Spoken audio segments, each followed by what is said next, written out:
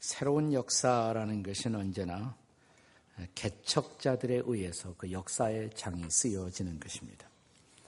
이런 개척자들을 가리켜서 우리는 보통 프론티어라고 부릅니다. 그렇다면 무엇이 어떤 사람들을 프론티어로 만드는 것일까요?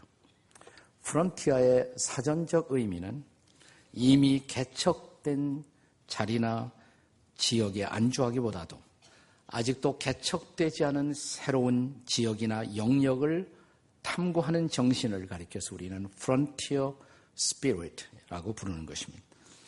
본래 미 대륙 동부지방 비옥한 땅에 정착했던 사람들이 그것으로 만족하지 않고 미지의 서부를 향해서 가기 시작했을 때, 그리고 과거에 유명한 존 F 케네디 대통령이 이 지구촌에 편안히 안주하기보다도 인류의 미래를 위해서 우주 탐험을 시작했을 때 사람들은 그것을 프론티어 정신 혹은 New Frontier Spirit이라는 이런 새로운 프론티어 정신이라고 불렀던 것입니다.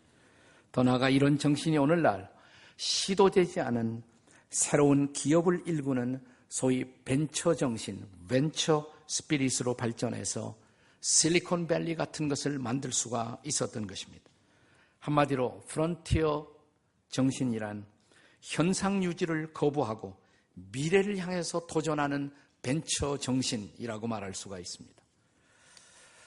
70년이라는 적지 않은 세월 동안 처음에는 바벨론의 포로로 잡혀갔던 그 땅에서 나름대로 이스라엘 백성들 가운데는 성공을 거둔 사람들도 적지 않았을 것입니다. 그러나 새롭게 일어난 페르시아의 코레스, 사이러스 왕이 자유를 선포했을 때 이제 이스라엘 백성들은 그들의 옛날 땅 시온의 땅으로 귀환할 수 있는 자유가 주어졌습니다. 하지만 이미 익숙할 대로 익숙해진 그 땅을 버리고 자기 조상들의 옛 땅이지만 그 땅을 향해 떠나간다는 것은 결코 쉽지 않은 결단이었습니다. 이때 하나님의 감동하심, 그 하나님의 부르심에 응답하여 자원에서 일어나 시온의 땅으로 돌아온 사람들, 그리고 성전 재건에 헌신했던 사람들은 바로 그 시대의 프론티어들이라고 할 수가 있습니다. 지난 70년간 우리 조국도 파란만장한 광복 이후의 세월을 살아왔습니다. 광복되자마자 얼마 되지 않아서 닥쳐왔던 남북 분단의 비극 속에서도 오늘 한국은 이제 선진국의 문턱까지 도달할 수가 있었고 소위 OECD 세계 경제 규모 거의 13위에 도달하는 나라로 발전해 올 수가 있었습니다. 그런데 지금 우리 민족은 더 이상 앞을 향해 나아갈 것인가 아니면 안주할 것인가라는 새로운 기로에 다시 서게 되었습니다.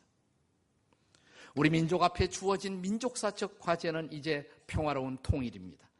그러나 이 통일의 부담을 안고 경제적으로 후퇴하기보다도 그냥 지금 이 정도의 생활에 머무르는 것이 더 좋다고 생각하는 안주를 택하는 국민들의 숫자가 적지 않게 이 땅에서 늘어가고 있는 것도 현실입니다.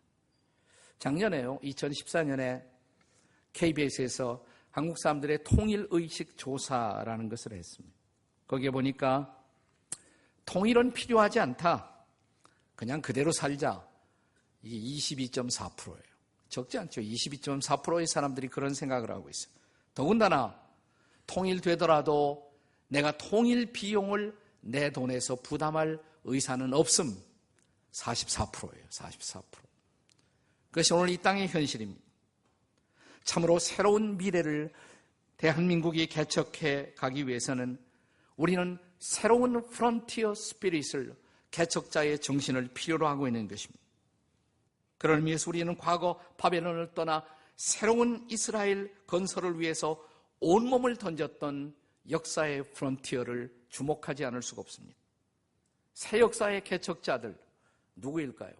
첫째로 그들은 조국 재건에 헌신하고자 하는 사람들이었습니다. 오늘 우리가 함께 읽었던 에스라 2장은 새로운 이스라엘의 건설을 위해서 바벨론에서 시온의 땅으로 돌아간 사람들이 누구인가를 밝히는 것으로 에스라 2장이 시작되고 있습니다. 2장 1절을 함께 보겠습니다. 2장 1절 다 같이 시작. 옛적에 바벨론 왕 느부갓네살에게 사로잡혀 바벨론으로 갔던 자들의 자손들 중에서 노임을 받고 예루살렘과 유다 도로 돌아와 각기 자기의 성읍으로 돌아간 자, 그리고 이어서 이제 명단이 나와요. 사실 70년의 세월을 지나는 동안에 소위 바벨론의 포로로 끌려갔던 1세대는 다 죽었습니다. 세상을 떠났어요. 고레스 왕이 이스라엘 사람들 그들의 옛날 조국으로 돌아가도 좋다, 자유를 선포했을 때는 2세대예요. 2세대. 포로로 끌려왔던 사람들의 그 다음 세대가 바로 시온 땅으로의 귀환의 주역들이 된 것입니다. 쉬운 일이 아니었을 것입니다. 그들에게 시온의 땅은 부모의 땅이긴 하지만 그들에게는 낯선 외국 같은 땅이었기 때문입니다. 하지만 부모의 조국을 자신의 조국으로 이해했던 사람들, 그리고 시온으로의 복귀가 바로 조국의 회복이라고 믿었던 사람들, 바로 그들이 조국 재건의 주역이 되었던 것입니다. 2절 이하는 바로 이런 개척자들의 명예로운 명단을 밝히는 것으로 2장이 열려가고 있습니다. 그들 중에는 알려진 지도자들도 있었습니다. 그러나 그들 중에는 무명의 백성들도 있었습니다. 그러나 성경은 그들을 무명으로 처리하지 않습니다. 최소 그 땅으로 돌아오는 용기 있는 모험에 참여했던 사람들의 명단을 밝히면서 그들이 누구의 자손들인가 거기까지는 다 밝히고 있어요. 그러니까 무명을 무명으로 처리하지 않았다는 것입니다. 제가 미국 워싱턴에서 한참 목회할 때, 우리 이경미 오늘 피아니스트도 거기서 오셨습니다만, 워싱턴에서 목회할 때 한국에서나 혹은 다른 데서 손님들이 오면 이따금씩 그분들을 모시고 제가 갔던 곳이 소위 알링턴 내셔널 세미터리, 미국의 국립묘지였습니다. 거기에는 존 F. 케네디, 그 동생인 로버트 케네디, 이런 유명한 사람들의 무덤이 있습니다. 거기서 가장 유명한 무덤은 케네디의 무덤이 아닙니다. 가장 유명한 무덤은 무명용사의 무덤이에요. Tomb of the Unknown Soldiers라고 불리워지는 무명용사의 무덤이었습니다. 이 무명용사의 묘는 지나간 세계체 1차 대전, 2차 대전, 코리안 월, 한국전쟁, 베트남 전쟁 등에서 전사한 그런 장병들을 기리는 곳으로서 50톤이나 되는 대리석 묘비 앞에 밤낮을 가리지 않고 거기에 해병대 병사가 위병 근무를 서고 있습니다. 여름철에는 30분마다, 겨울에는 1시간마다 보초 교대식을 합니다. 이 교대식은 엄숙하고 질서 있는 수결함 속에 진행됩니다. 누구도 웃거나 떠들지 않습니다. 나라를 위해 생명을 바친 모든 무명의 용사들을 기억하고자 하는 그들의 애국의식이라고 할 수가 있습니다. 잘 아시겠지만 미국은 세계 여러 나라 전장에서 희생된 자국의 군인들의 유해를 송환하는 일에 엄청난 비용을 들여 정성을 다합니다. 몇십 년이 지나고 아무리 오랜 세월이 흘러도 그것만은 결코 포기하지 않습니다. 국민이 영웅이 되는 나라, 이것이 미국이 지켜온 가치 중에 하나입니다. 저는 미국이 무조건 훌륭한 나라라고 생각하진 않아요. 저는 결코 숭미주의자는 아닙니다. 미국을 숭배하는 사람은 아닙니다. 제가 굳이 말한다면 나는 용미주의자입니다. 미국을 잘 이용해서 우리나라의 국익을 취하는 것이 훨씬 현명하다, 이런 생각을 하는 사람입니다. 미국도 잘못한 것이 많아요. 인류의 역사에서 미국이 잘못한 일도 적지 않습니다. 그러나 제가 꼭 하나 미국에서 본받고 싶은 것이 있다면 이것입니다. 모든 국민이 영웅이 되는 나라, 그리고 조국을 위한 희생을 결코 잊지 않는 나라, 나는 우리나라가 그런 나라가 되기를 기도하고 있습니다. 나는 우리나라가 그런 나라가 되기를 꿈꾸고 있습니다. 성경의 이스라엘이 또 그런 나라였습니다. 에스라 2장의 지루한 리스트, 여러분 에스라 2장을 보세요. 보기만 해도 지루하지 않습니까? 지루한 리스트. 이것은 조국 재건을 위해서 헌신한 무명의 국민들을 결코 잊지 않고자 하는 그러한 마음을 드러내고 있는 것입니다. 우리 또한 조국의 재건을 위해서 헌신한 우리의 선배들을 결코 잊지 말아야 할 이유가 있습니다. 그들에게서 새로운 미래 조국의 건설에 영감과 용기를 얻을 수가 있기 때문인 것입니다. 그렇습니다. 조국의 재건에 헌신했던 그들이 바로 새로운 역사의 개척자가 된 것입니다. 나는 미래의 조국의 개척자들도 그런 사람들이 될 것이라고 믿습니다. 그런 의미에서 이 나라는 아직도 조국을 위해서 헌신할 수 있는 사람들을 기다리고 있습니다. 오늘 본문이 기억하고 있는 프론티어들, 그들은 누구였습니까? 첫째로는 조국 재건에 헌신한 사람들, 두 번째는 주의 나라 회복에 헌신하고자 하는 사람들이었어요. 그들은 단순히 애국자만은 아니에요. 나라가 소중하기 때문에 나라를 위해서 희생하자, 이런 사람들이었던 것도 사실이지만 그것만이 전부의 이유는 아니었다는 것입니다. 그들이 옛날 조국의 땅으로 돌아가고자 하는 더 큰 갈망은, 더 큰 동기는 다른 데 있습니다. 성전 회복을 보고 싶어 했던 것입니다. 지금 우리식으로 말하면 예배의 회복, 그리고 하나님 나라의 회복에 있었다는 것을 알 수가 있어요. 그래서 오늘 본문 2절이 기록하는 인물들을 잘 보세요. 제일 먼저 2절이 기억하는 첫 번째 인물의 이름을 스룹바벨이라고 기억합니다. 스룹바벨.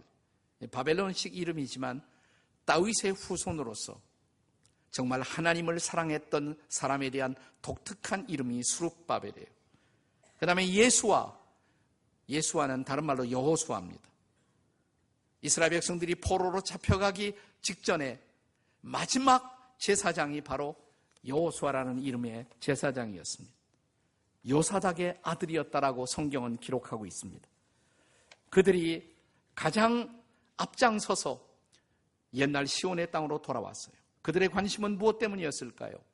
단순히 애국, 그것이 전부가 아니라 성전의 회복에 그들은 관심이 있었던 것입니다. 여기 2절에 언급된 지도자들 이름을 쭉 보면 모두 몇 명입니까? 11명이에요. 11명.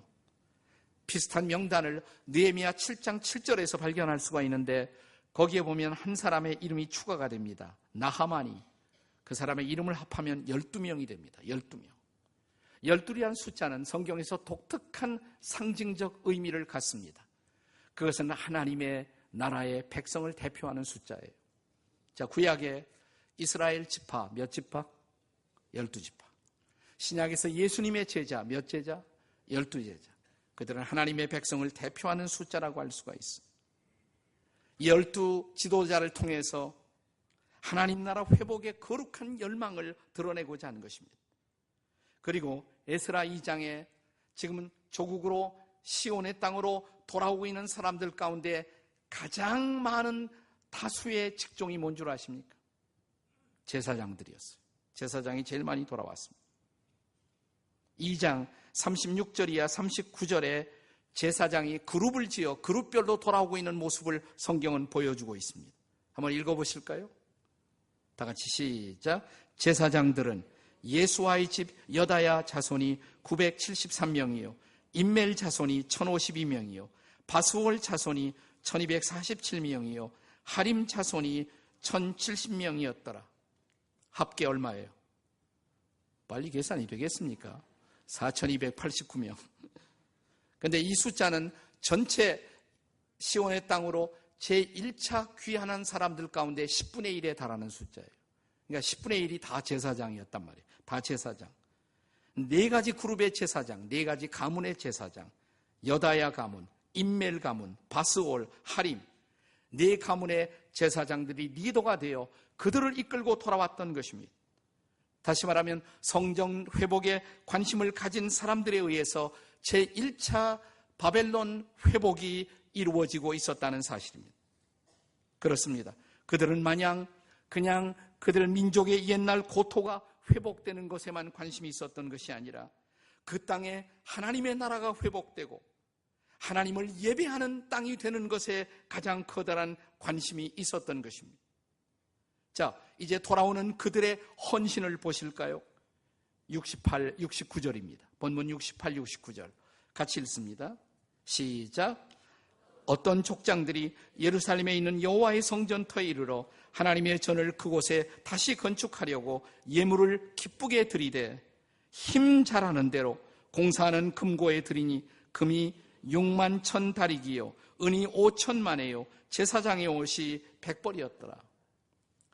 그들은 돌아와 기쁘게 성전 회복을 위해서 그들이 가진 모든 것을 힘이 자라는 대로 드렸다. 그들이 드린 목록 가운데 흥미로운 것은 제사장 옷 100벌이죠. 제사장들도 자기들이 가지고 있는 옷까지 드리면서 성전의 회복을 열망했던 것입니다. 여러분, 지금 우리 민족사적으로 우리 민족 앞에 주어진 가장 중요한 과제, 평화 통일의 과제를 생각해 보세요. 자, 적어도 저는 평화 통일이 되어야 한다라고 통일을 열망하는 사람들이 아직도 70%에 달한다는 것, 이것은 희망적이에요. 그러나 우리들의 통일 논의에 있어서 두 가지가 정말 진지하게 탐구되지 않으면 안 됩니다. 한 가지는 뭐냐? 통일은 그냥 되는 것이 아니에요. 통일을 위한 대가를 지불해야 합니다. 값 지불을 해야 합니다. 그래서 통일되는 것이 좋겠다는 70%지만 돈 내겠느냐? 그러니까 44%밖에 안 된단 말이죠. 내가 받는 월급을 줄이면서 통일 비용을 지불하겠느냐? 내 대가를 지불하지 않는 한 통일은 안 돼요. 하나님이 아직도 우리에게 통일을 주시지 않은 이유가 뭘까? 통일을 위해서 우리가 기쁘게 그 대가를 지불할 각오가 되어 있을 때 저는 그때 통일이 될 거라고 생각해요. 내가 조금 덜 먹더라도, 내가 조금 당장은 손해보더라도 이것이 궁극적으로 우리 국가의 미래에 유익할 것이다 라고 자기 자신의 이익을 기쁘게 줄여 통일의 대가를 지불할 수 있는 용의가 있는 사람들이 얼마나 많을까? 이게 중요한 질문. 또 하나, 우리의 통일 논의에 있어서 반드시 고려되어야 할 것이 있다면 이것입니다. 그냥 통일되는 것이 중요한 것이 아니라 어떤 나라로 통일되기를 원하십니까? 지금의 북한 체제처럼 하나님을 마음대로 예배할 수도 없고 찬양할 수도 없고 전도할 수도 없는 그런 북한이 지배하는 그런 식의 통일을 혹시 원하는 분들 계십니까? 아니죠. 결코 아니죠. 아무도 그런 통일은 원하지 않습니다. 여기서 우리는 소위 통일 지상주의의 환상을 경계할 필요가 있어요. 무조건 통일만 되면 되는 것이 아니에요. 우리가 원하는 통일, 우리가 갈망하는 통일, 우리가 소원하는 통일, 어떤 통일이어야 합니까? 그것은 이제 북녘 땅의 동포들도 우리처럼 마음대로 하나님을 찬양할 수 있고 마음대로 하나님을 예배할 수 있고 그리고 복음의 아름다운 은혜가 출렁거리는 그 땅, 그런 평화, 여러분 그런 평화를 열망하십니까? 안 하십니까? 네, 우리가 원하는 통일, 진정으로 하나님의 사랑과 은혜가 넘쳐 흐르는 통일, 자유와 인권, 그리고 정의와 평화가 보장되는 그런 나라의 통일을 열망할 수 있기를 주의 이름으로 축원합니다. 그것이 우리가 열망하는 통일 국가의 비전인 것입니다. 저는 통일 한국이 꼭 기독교 국가일 필요는 없다고 생각해요.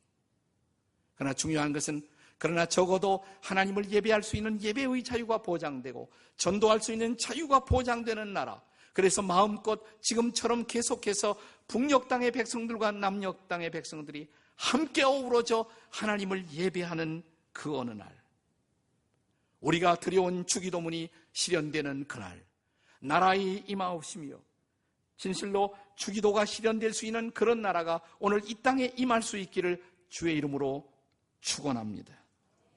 그렇다면 중요한 것은 누가 이 통일 한국의 프론티어가 되어야 할까요? 바로 이런 주의 나라의 회복에 관심을 가진 사람들, 하나님의 백성들이 주체가 되는 통일, 그런 통일이 이 땅에 이루어지기를 위해서 기도하는 여러분과 제가 되시기를 주의 이름으로 축원합니다. 자, 이 통일 역사의 프론티어, 그들은 누구였습니까? 첫째는 조국 재건에 관심을 가진 사람, 한 걸음 더 나가서 주의 나라 회복에 관심을 가진 사람들, 이제 세 번째가 중요합니다. 그것은 자신의 은사로 기여하고자 하는 사람들.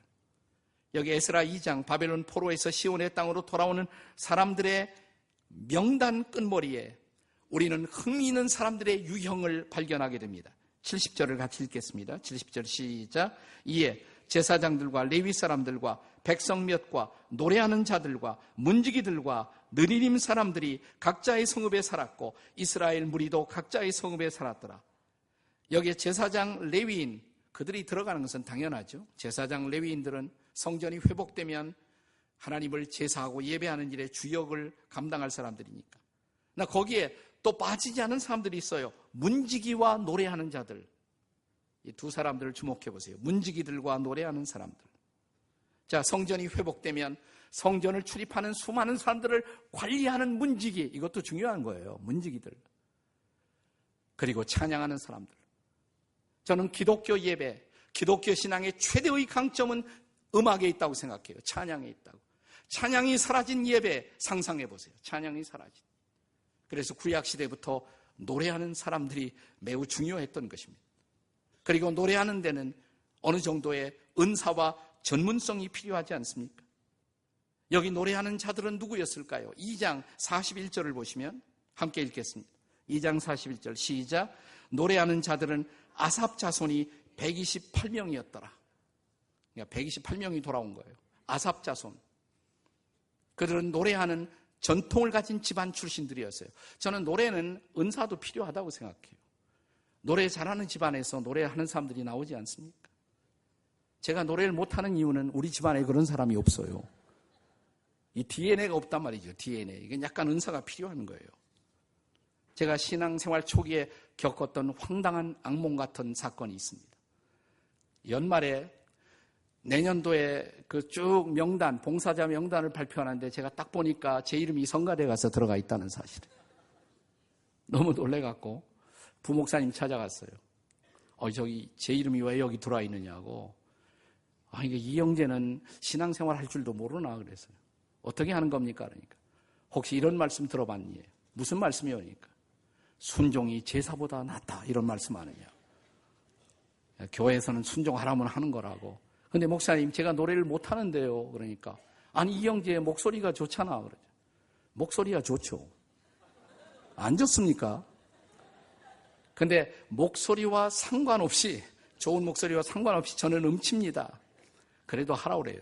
할 수 없이 처음이자 마지막으로 제가 성가대에 한번 섰던 적이 있어요. 불행한 사실은 저를 베이스 파트에 해놓았는데 제가 선 자리가 베이스와 테너의 경계선상에 저를 세워놨다는 사실. 지금 이거 보고는 분별이 안 되니까 따라가야 하는데 양쪽에서 다 들어오는 거예요. 베이스와 테너가 함께 들어오니까 그 혼란. 나는 그날 결심했어요. 아무리 목사님의 말씀이라도 못하는 것은 못한다고 말아야겠다. 네. 근데 제가 도망가기 위해서가 아니라 빼기 위해서가 아니라 내가 잘할 수 있는 것으로 봉사하기 위해서. 그래서 제가 그날 생각했어요. 그러면 내가 잘할 수 있는 일이 뭘까? 생각해보니까 교사하는 게 좋을 것 같아요. 그래서 내가 중등부에 가서 교사한다 그러니까 경험 있느냐고. 한 번도 없다 그러니까 그러면 국민학교 초등부에 가서 거기서부터 교사를 하라고 그래요. 했어요. 열심히 했어요. 잘했을까요? 못했을까요? 상당히 잘했습니다. 네. 아이들이 좋아하더라고요. 제가 가르치면. 네. 그리고 잠시 후에 중등부 교사가 됐어요. 잘했을까요? 못했을까요? 잘했어요. 그러니까 고등부에서 스카웃이 됐어요. 이제 고등부 교사를 했습니다. 그 시절 제가 고등부에서 가르친 학생들 가운데 최소한도 30명은 다 목사가 됐어요. 우리 교회가 속해 있는 이 지방에, 이 경기 지방 쪽에 한 20, 30명의 목사들인 그 시절 제가 가르쳤던 친구들이에요. 그거 보면 제가 은사가 있어요, 없어요? 은사가 있죠. 이 학생들이 너무 좋아하고 따르는 거예요. 네. 저를 따라왔던 여학생들 가운데는 제 아내도 거기에 있었습니다. 예. 그때 이런 생각을 했어요. 내가 이 말씀을 평생 가르쳐도 괜찮을 것 같다. 말씀만 가르치면 신바람이 나는 거예요. 너무너무 좋은 거예요. 성경 공부하기 위해서 밤을 새워도 마음속에 꺼지지 않는 감동이 있어요. 네. 하나님이 나를 부르시는 걸까? 신학교 갈까요? 근데 빙그레 미소 짓는 예수님의 얼굴이 생각나요. 내가 신학교 가야 하는구나. 제가 신학교 가기로 결심했던 그날 이런 기도를 드렸습니다. 하나님, 저는 이 말씀이 너무 좋아서 말씀을 가르치고 증거하고 살고 싶은데 평생 이 말씀을 가르치게 도와주세요. 할 수 있다면 하나님, 제가 창세기부터 계시록까지 다 설교하고 주님 앞에 서게 해주세요. 그래서 저는 알아요. 아직도 훨씬 더 오래 살아야 돼요. 왜냐하면 성경 다 설교하는 것이 아직 끝나지 않았어요. 에스라서도 내 평생 처음으로 설교하는 거거든요. 구약의 몇 개는 제가 남겨놓았습니다. 천천히 설교할 겁니다. 다 끝나면 제가 갈 겁니다. 예. 그러면서 이런 기도를 했습니다. 주님, 내가 이 말씀으로 특별히 내 조국에서 젊은이들을 일으키는 일에 제 인생이 쓰여졌으면 좋겠습니다. 저는 어느 정도 그날 제 기도를 주님이 응답하신 인생의 결과가 지금 이 모습이라고 저는 생각을 하고 있습니다. 제가 평생 목회를 하면서 가장 고민했던 때가 1993년이에요. 오늘 피아노 연주한 우리 이경미 자매 보니까 더 생각이 나는데 1993년에 제가 워싱턴에서 목회를 하고 있었고 그 당시에 우리 교회는 굉장한 부흥을 경험하고 있었습니다. 워싱턴에서 가장 잘 부흥되고 있었던 교회 중에 하나였습니다. 그리고 새로운 건물을 지었습니다. 이제 편안히 거기서 목회하면 돼요. 근데 편안히 목회하고 편안히 죽다, 이건 아닌 것 같았어요. 제가 젊은 시절 주 앞에 헌신했던 기도가 생각이 났어요. 내가 이 말씀으로 젊은이들을 섬기고 싶다고. 이미 목회도 재미있었지만 더 많은 젊은이들에게 말씀을 전할 수 있는 기회, 젊은이들이 주역이 되는 교회, 건강한 교회. 1년 동안 하나님이 저를 기도를 시켰습니다. 고통 끝에 마지막 결정을 하고 저는 다시 개척을 하기 위해서 93년 말에 한국 땅에 나왔던 것입니다. 그 결과로 지구촌 교회가 태어난 것입니다. 제가 후회했을까요? 아니죠.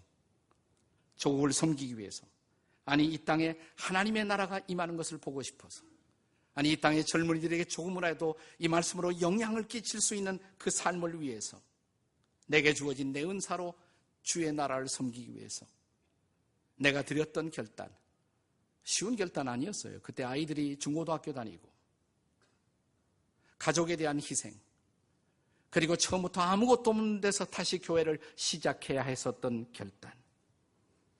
그러나 그것은 후회할 필요가 없는 결단이었습니다. 지금 이 땅은 다시 그런 프론티어를 기다리고 있습니다. 이 땅에 하나님의 나라가 오기 위해서 그 하나님은 여러분 중에 어떤 사람을 부르고 있습니다. 여러분의 은사, 여러분의 재능을 통해서 하나님을 섬길 수 있는 오늘 이 시대의 프론티어는 어디에 있을까요? 오늘 이 부르심 앞에 응답할 수 있는 사람은 누구일까요?